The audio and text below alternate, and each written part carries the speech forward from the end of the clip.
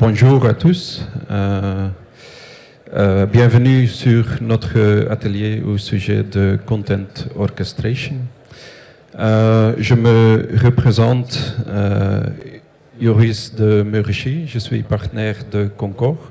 Je suis ici ensemble avec mes collègues Rudy Lafontaine et Sarah Leemans. Qui sommes-nous comme Concor? Nous sommes un intégrateur des solutions pour la gestion, la création et la distribution de contenu. Donc, ça veut dire que nous avons une équipe de spécialistes au niveau des plateformes de contenu comme les CMS, les DAM, les flux de travail, etc. Et c'est notre rôle comme intégrateur de faire des solutions pour vous avec certains outils, avec certaines technologies et avec les humains qui sont présents dans votre organisation. Notre projets sont repartis dans l'Europe de l'Ouest. Nous travaillons pour différents types d'organisations, les agences, les organisations médias, etc. Et nous travaillons pour les plus grandes sociétés, mais aussi pour les plus petits. Mais toujours, ce sont des organisations où le contenu est dans le cœur. Et ce qui est très important toujours, ce sont les humains. C'est notre équipe, mais aussi c'est votre équipe. Sans les humains, nous ne pouvons pas réussir avec intégrer des solutions. C'est vraiment toujours la combinaison de la technologie, les flux de travail, les processus avec les humains. Et nous trouvons que ça c'est très important dans notre collaboration avec nos clients. Donc, Rudy, je passe la parole à vous pour notre présentation d'aujourd'hui. Merci Joris. Alors de quoi on parle aujourd'hui, de quoi on va vous parler, mais des grands défis, de ce que ça veut dire la gestion de contenu et son orchestration. On a depuis longtemps fait le constat qu'on a énormément, et ça se multiplie, de sources, de types de contenu, et tout ça doit être géré, que ce soit dans les workflows, dans les équipes, comme Joris l'a dit, avec maintenant les nouvelles technologies que sont l'IA, les content management, les CMS, les DAM, les CRM, etc. Ça, c'est la part de l'input. À partir d'une idée, de quand on a pensé à faire un contenu, la récolte, la gestion du flux, le chemin de validation, tout le chemin de la copie, en fait, jusqu'à, bien sûr, la sortie, toutes les sorties possibles et envisageables, et surtout le recyclage ou le multi-usage qu'on peut faire des contenus qu'on aurait orchestrés de la gauche. Avec, bien entendu, au milieu de tout ça, l'humain, mais l'humain, au milieu de tout ça, ça peut ressembler à ça, et on se rend compte sur le terrain que bien souvent on ne sait pas trop où est la copie, qui avait le dernier fichier, où est-ce qu'on en est, on fait un copie pour tel endroit, et donc c'est pas du tout sorti de notre imagination. Ça c'est ce qu'on voit sur le terrain. On a encore aujourd'hui des clients qui nous disent voilà où on en est aujourd'hui et ce qu'on aimerait améliorer. Pour aider nos clients, on a dû forcément déclarer une stratégie. Pour nous, l'orchestration, c'est une approche qui va permettre d'ajouter de la valeur au contenu et d'augmenter bien sûr l'efficacité de la productivité et optimiser la façon dont on va travailler en triangle. Le triangle vertueux qui est d'un côté les techniques, les technologies et puis les processus qui font fonctionner tout ça et au milieu bien sûr les humains. Ça ressemble donc à un schéma un peu comme celui-ci où on a tout l'input qu'on peut imaginer de tous les data que vous pouvez imaginer, orchestrer, devoir gérer, toutes les versions, etc. Au milieu, les équipes, dans un point central, mais il y a des externes, il y a des internes, il y a des collaborateurs avec différents droits d'accès, avec différents privilèges, avec différents rôles et responsabilités. Et enfin, tous les canaux de sortie, de la newsletter, des réseaux sociaux, des sites web, du papier, des versions print, on peut aller vers InDesign, etc. De manière programmée, de manière automatisée, de manière aussi optimisée. Ça ressemble un peu à ça, mais à nouveau, c'est une image, mais on pourrait imaginer que serait un orchestre sans son chef d'orchestre, on peut passer très rapidement les avantages qu'on peut retirer d'une orchestration de contenu. C'est bien sûr être plus rapidement sur le marché, plus rapidement ou bien au bon moment. C'est plus flexible aussi sur la publication de l'ensemble des canaux et aussi en envisageant les technologies de demain qui sont prêtes à être accueillies dans nos systèmes. On peut donc faire plus avec le même contenu, que ce soit pour les annonceurs ou pour les lecteurs.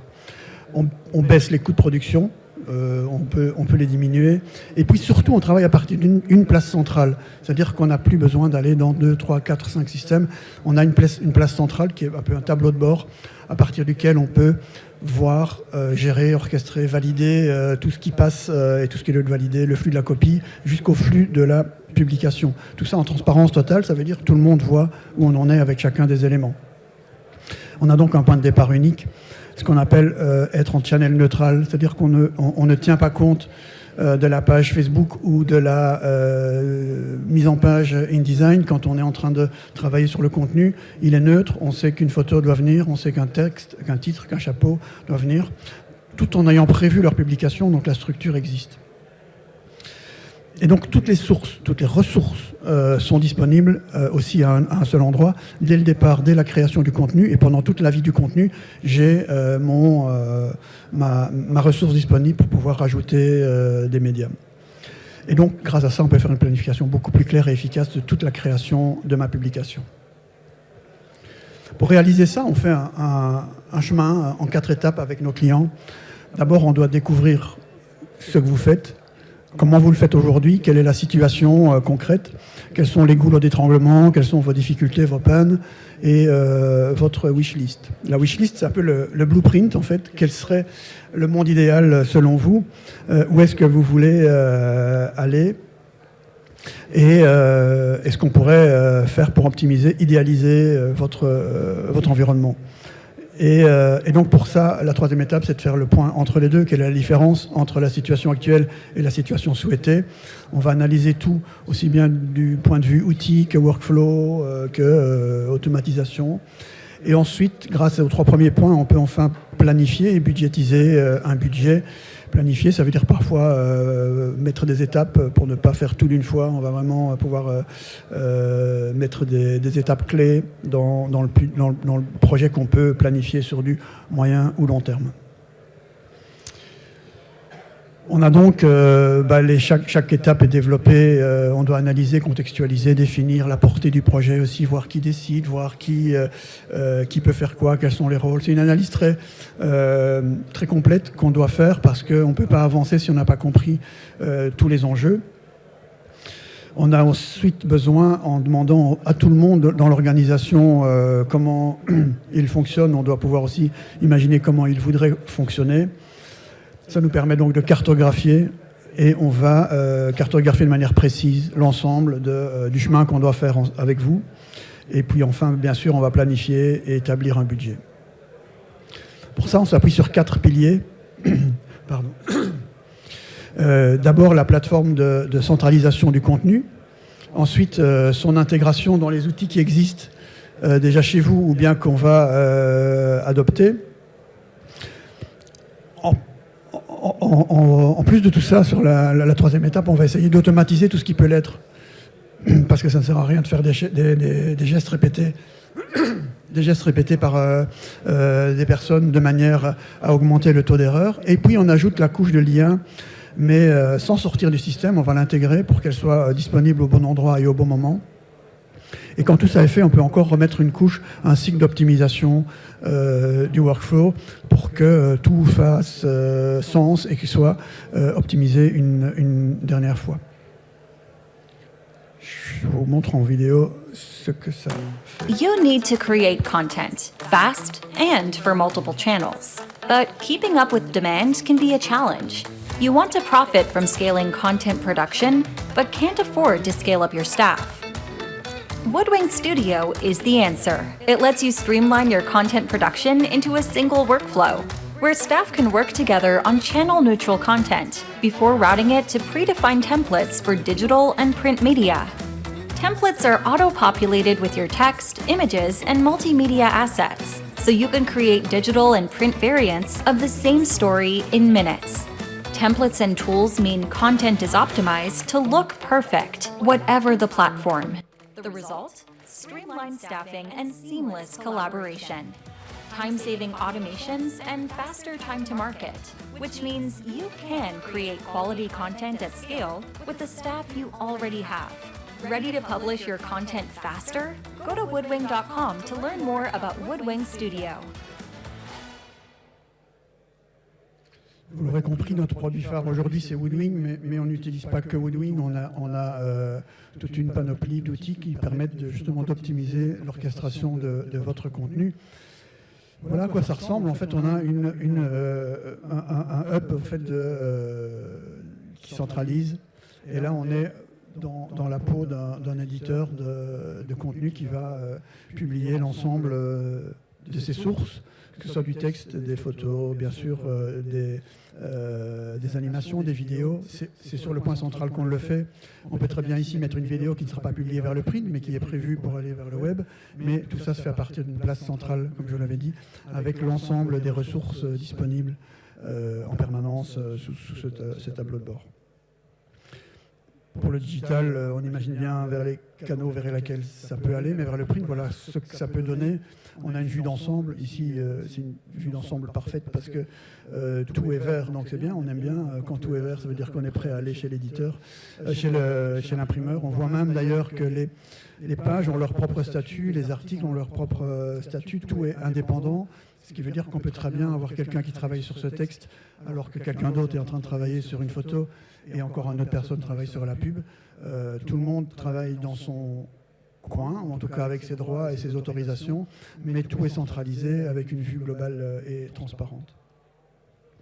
Les couches qu'on peut ajouter là-dessus sont bien sûr les automatisations, comme je vous l'ai dit, et l'IA. À nouveau au bon endroit et au bon moment, pour éviter de faire des gestes répétitifs, des actions répétitives par l'humain. On peut l'automatiser par des scripts, qui n'est pas forcément l'IA, et puis l'IA peut rajouter encore des choses, comme la détection de l'auto-tagging sur les photos, l'optimisation de la qualité des photos, des détourages automatiques, ou bien le texte to vidéo, ou encore l'analyse d'une vidéo pour savoir tout ce qui se dit dans la vidéo de manière à pouvoir enrichir les textes et ou les moteurs de recherche pour savoir de quoi on a parlé dans chacune vidéo, à quel endroit on en a parlé, ou bien avoir de multiples sujets ou visuels pour une campagne avec différents slogans et faire créer l'ensemble des variantes, formats et qualités du même sujet. On a aussi par exemple un moyen de faire un focus sur un visage, si on a le président qui est décadré, décentré sur une photo, mais on va focuser là-dessus. C'est-à-dire que tous les recadrages vont se faire sur le point qu'on a décidé et non pas centré. Donc on ne va pas avoir une épaule coupée et un arbre, mais on aura toujours le président qui sera au centre de la photo parce qu'on a décidé que le point de focus était celui-là. Alors depuis peu, on a une nouvelle intégration, un nouvel outil qu'on a mis en place pour intégrer l'IA directement au cœur du moteur d'édition, de l'outil d'édition, de manière scriptable et préprogrammable. Donc on a à notre disposition un catalogue, mais qu'on peut modifier et qu'on peut bien sûr éditer. Un catalogue qui va dire par exemple fais-moi un texte pour Facebook, ou bien crée-moi un chapeau, ou bien fais un résumé à la fin avec 3 étapes, c'est dire d'abord ce qu'on veut, à l'endroit où on le veut, et quelles sont les sources. Et on obtient un résultat, ou 2, ou 3, ou 4, en fonction de la personnalisation qu'on a fait. Et ici, on peut donc scripter tout, on peut dire quel style on veut, combien de propositions on veut, et les longueurs, etc. Enregistrer cette requête, et ça devient un prompt qui est à notre disposition directement dans les textes qu'on souhaite. Donc on peut même prendre seulement les 2 paragraphes et dire fais-moi un chapeau basé sur les 2 premiers paragraphes. On peut dire ce qu'on veut, où on le veut, et à partir de quelles sources on va le faire, directement intégré au cœur de l'outil. On a bien sûr quelques success stories déjà à vous montrer, dont celle-ci pour le groupe Rossel Roularta. Le challenge, c'était d'appliquer la méthode COP, Create Once, Publish Everywhere. Donc on avait une réutilisation des contenus sur l'ensemble de leurs canaux, que ce soit le journal papier, le journal en ligne, en kiosque ou bien en page web ou bien en application, avec bien sûr tout le process, tout le workflow était consolidé. Une flexibilité pour chaque acteur qui était accrue, on a gagné en efficacité, et bien sûr la chaîne d'approvisionnement des contenus était dans l'ensemble plus rapide. Plus rapide parce que droit au but directement sous la même source. Pour Rabobank, pour un journal interne de plus de 300 utilisateurs, 87 succursales, c'était complexe de créer le magazine chez eux. Il a fallu simplifier tout ça, permettre d'avoir un contenu centralisé qui était parfois global pour l'entreprise, régional ou même très local, donc complexe à orchestrer. La production de contenu était basée sur de la co-création, donc chacun, un peu partout dans les succursales, avait des choses à rajouter. On a connecté ça sur plusieurs cadeaux digitaux, numériques. Et bien sûr, on a gardé la collaboration avec leur agence. Donc tous les acteurs ont été respectés, sont restés en place, mais on a simplifié ce workflow. Dans un autre domaine de supermarché, on a un contenu où l'objectif c'était de centraliser, avoir vraiment un hub de contenu, bien sûr de manière scalable. On pouvait mettre ça à l'échelle des succursales ou bien d'un seul magasin, avec une planification, une production, une préparation beaucoup plus efficace de tout le contenu, bien sûr centralisé, optimisé, pour pouvoir après l'automatiser. On pouvait suivre l'évolution de toutes les campagnes grâce à ça, et puis gérer plus facilement tous les assets numériques. Alors vous imaginez bien, pour une succursale comme ça, on n'est pas uniquement dans du print, mais on peut prévoir l'impression de du petit catalogue publicitaire, mais aussi des étiquetages, des ventes en ligne, de tout ce qu'un asset a comme possibilité de publication. Tout ça dans une mise en page rentable et durable. Donc, pour respecter les 4 étapes qu'on a fait tout à l'heure, on va imaginer un blueprint. On a, après avoir fait l'analyse, besoin de comprendre tout, les tenants et aboutissants de l'enjeu de la mission, que ce soit pour la gestion des campagnes ou bien du growth marketing, la gestion des workflows, de tous les assets. Quand je dis tous les assets, c'est des vidéos, c'est des photos, ça peut être des PDF, des modes d'emploi, ça peut être énormément de choses. L'ajout de toutes les métadatas sur tous ces assets, bien sûr. Le pré-publishing, c'est-à-dire qu'on va jusqu'à ce que ça soit prêt à être publié vers un print, vers un web, vers une newsletter, etc.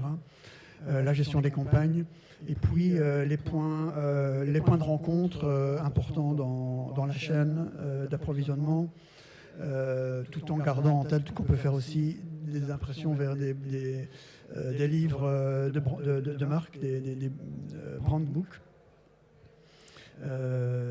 Tout ça nous aide et nous permet d'établir ce blueprint qu'on voit là en dessous qui modélise. Il modélise les étapes, les rôles, les fonctions, les modèles de tout ça et une approche d'implémentation.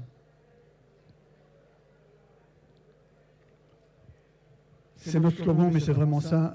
On facilite la vie des publishers, des éditeurs, de médias et de marques pour qu'ils aient une meilleure performance de leurs médias.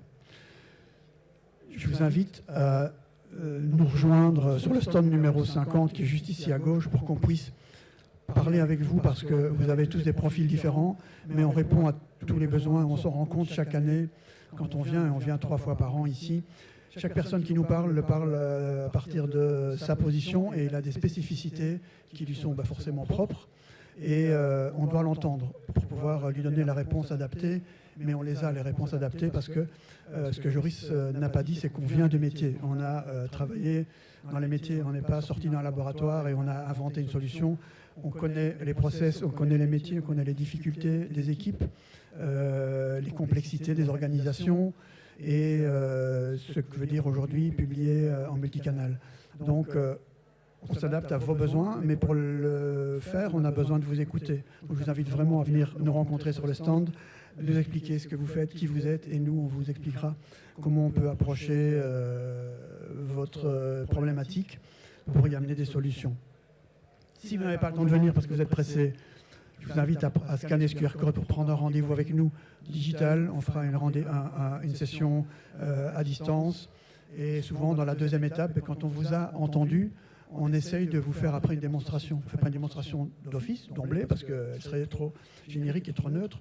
Mais donc, on va, avec votre input, pouvoir faire une présentation qui cible ou qui démontre votre problématique.